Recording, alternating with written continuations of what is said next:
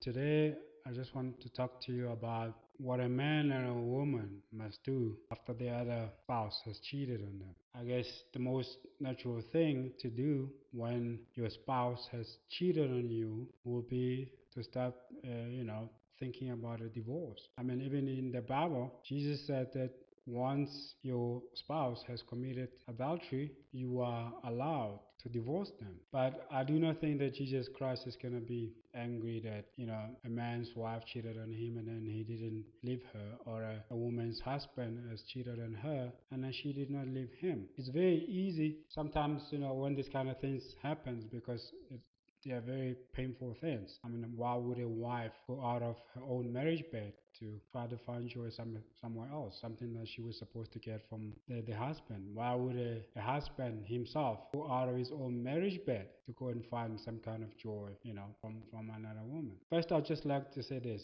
Even though the Bible does allow a man to walk out of his wife, if she has cheated on him, or the wife is also allowed to walk out on her husband if he has cheated on her. But there is no way in the Bible which says that you can't work things out. And I know it's gonna be like people are gonna what work things out. She slept with another man. People around you may be telling you that trauma, time to go. This man, I've been looking at this man for a while, and I told you that he doesn't even deserve you. It's just why he did what he did. And some men, of course, some men have found their wives with, men in their bed, and they took a gun and they shoot the woman, shoot the kids and themselves. And this doesn't really solve anything. Also, in terms of marriage, there is no way that a man or a woman can just wake up one day and say, you know what, I'm going to have an affair.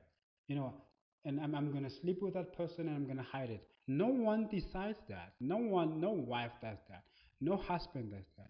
There is a cause. There's a cause for a man to go out of his marriage bed and have an affair. And because maybe they realize that, if the wife is going to find out, she's going to be mad, it might even lead to other bad things, the man hides it. Or the woman in the same bed also hides it. But when the whole thing comes out that, your wife or your husband was having an affair, it's painful. You're overwhelmed by emotion, and you're overwhelmed by the fact that why would he do that, or why should she do that? Why would she go out of the bed that we have built together and go outside and find another bed? So in that emotion, in that overwhelming of the emotions, you may think about, no, I'm gonna have to leave this man, or I'm gonna have to leave this woman, because even the Bible allows me to if you're Christian. But what you may not realize is that whatever caused your husband or your wife to go out of your marriage bed and go find joy somewhere else, you might be taking it with you. You might be taking it with you to another relationship, to another marriage, and then it happens again. This is why you can find a person moving from one relationship to another. Why? Because there's this baggage that they have which is not visible. They don't see it. I'm not saying that the person who goes out and have an affair while they're married is right. He is wrong. He deserves all the condemnation that he can get. But to solve the problem of infidelity in marriages, we cannot just say that if he cheats, he goes. If she cheats, she goes. That does not solve problem. If you go, the other day I was looking at reasons why people divorce. There was like temporal reasons. Yes, some people were saying that there was no passion in the marriage. Some people because of money, some people because of weight gain, some people because they just say that they just grew apart from the person, so they could no longer live with them. But nevertheless, even though they were temporal, there were still causes. So it means that if you were to go back and see, okay, my husband has cheated on me or my wife has cheated on me, and then you can get angry and be overwhelmed by the emotion, but don't make any decision during that overwhelming of the emotion. You can maybe walk out of the home and go home to your house, to your mother's house for support, or to a friend, just so that you could let everything sink in, so that you could finally accept that it is real, it happened, but you still have to address it. And to address it is not to say, you know what, you cheated on me, I want you out of the house. No, questions have to be asked. Why? And the best thing would be to ask the person who did it. If it's your husband, ask him, why? Why did you leave my bed, our bed, and go sleep with another woman? And please, in every situation where a man or a woman cheats, please don't go to the person they cheated with. Don't blame them. They didn't rape them. They came together and then they slept together and then you found out.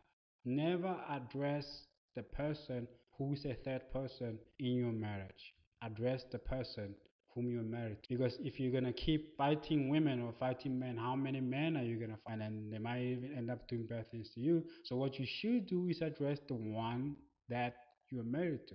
So questions have to be asked, like I said.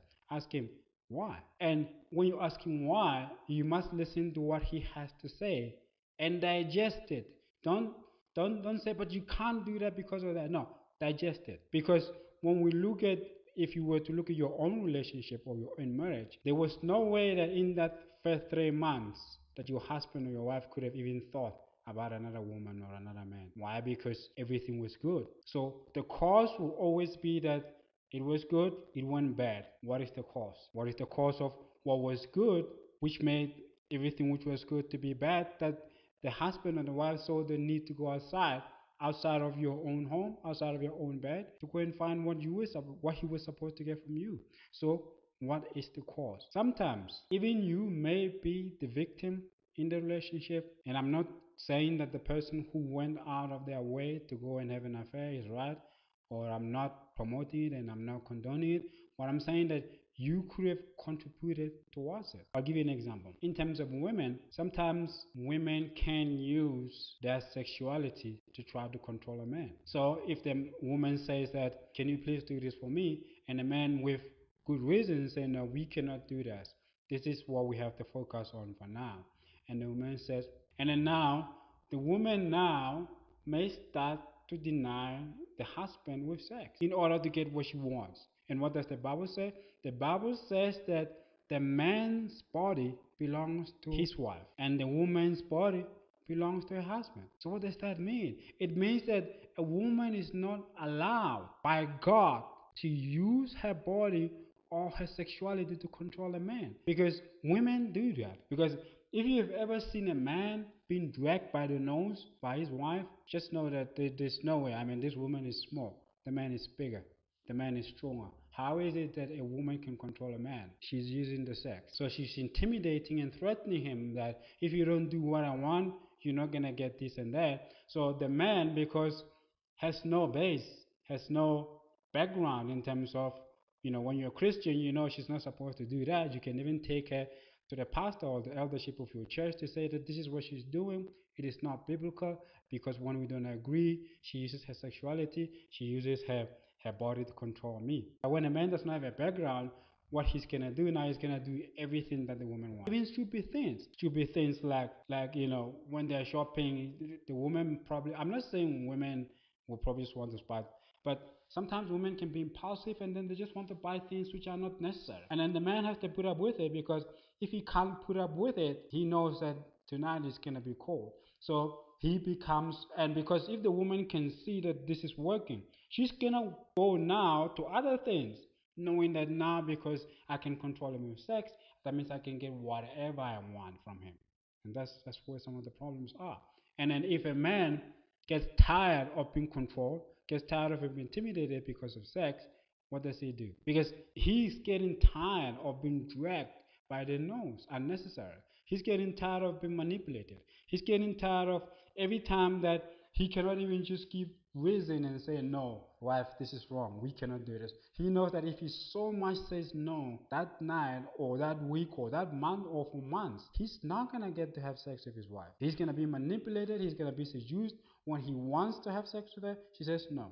And then this is a problem. So at the end, what does the man do? The man will want to find a woman who will respect him and submit to him. And the problem is that he's already married, so he's going to get it on the side.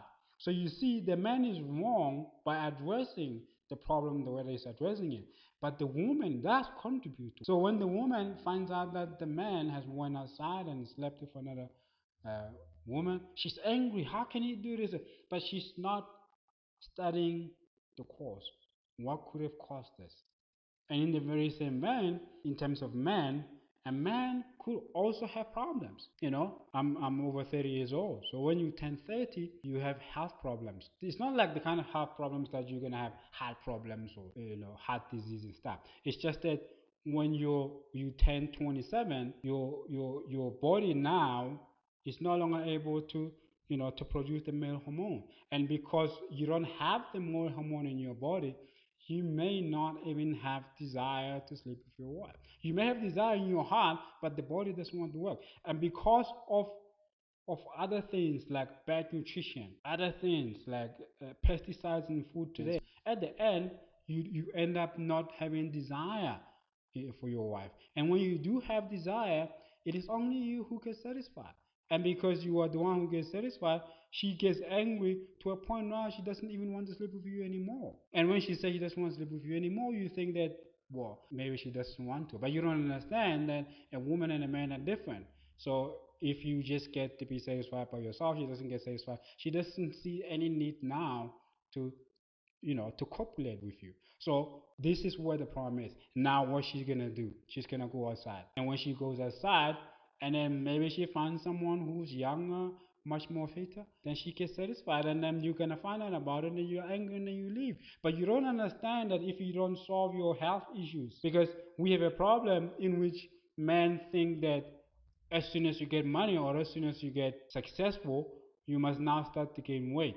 And they say that it's a sign of success. No, it's a sign of cholesterol. It's a problem, and then you must get rid of it because it can end up damaging your marriage. It's a health issue.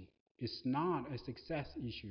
There's no rule which says that as soon as you get money, you must gain weight. There's no such a thing. So marriage is not just about buying food and making sure the kids go to a good school. No, there's also other things. And these other things are mostly between the man and the woman. And this does destroy marriages. And this does lead to affairs. And when people have affairs, and then we judge and say that, but why would she do that? The thing is that it is impossible for someone to look for something that they already have outside. So whatever they did, so affairs involve what? Involve sex. And sometimes it's not necessarily about sex itself. It is about sometimes maybe you work too much and you work too much. You wake up very early in the morning. When you come back, it's always late. She never gets to talk to you. She never gets to share anything with you. And then someone comes along, a friend, and then they talk. And when they talk, they connect because women want people to listen because they have a lot to say. It doesn't really even have to be anything that you're interested in. You just have to listen. You just have to, learn to enjoy the things that she enjoys. That's how you connect. That's how you become one because you do things together. But because you're always busy, and then she finds somebody else who's not always busy. And guess what? That person who's paying attention to her may not even be a person who has money or rich or a big car. Just because he's able to perform that small role which you're failing to do, and then he does that, and then she connects, and then the devil, of course, will always be around them, and then they see that there's some kind of connection. The devil just lays the foundation, prepares the stage, and then he tempts them, and then they do it. Some people do regret, and then but because they enjoyed what they did, and when they go back home, nothing has changed. They go back. But the point I'm trying to say is that it does not make this correct. But what I'm trying to say is that study what caused the fall of your marriage. Study what caused your wife or your husband to have an affair. If everything was 100%, everything. Obviously, in a relationship, nothing can be 100%.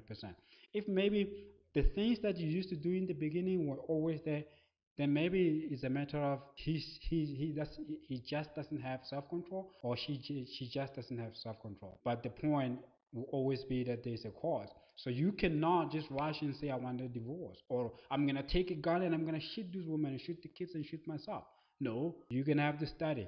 And then, of course, if you find that maybe the cause could have been done away with, then you should consider forgiveness. I don't think that God will be angry at you because you forgave your wife or your husband, and you you now rebuild the relationship, and then you have now opened a dialogue in which you say, if you ever feel that something is going wrong or things are changing for the worse, please talk to me so we can solve them. Because divorce in anywhere, anywhere in the world, it's not good because it affects people, it affects children, and then families get destroyed because of it. So we should try to avoid it. So for me, I'm saying that find the cause. And when you do find the cause, which of course there always will be the cause, then you will be in the right space to make a decision. Because if you're making a decision out of anger and out of the fact that somebody has cheated on you, then without finding out why would they do that, what drove them to what they did, you're not solving the problem. You could go from one woman to another or one man to another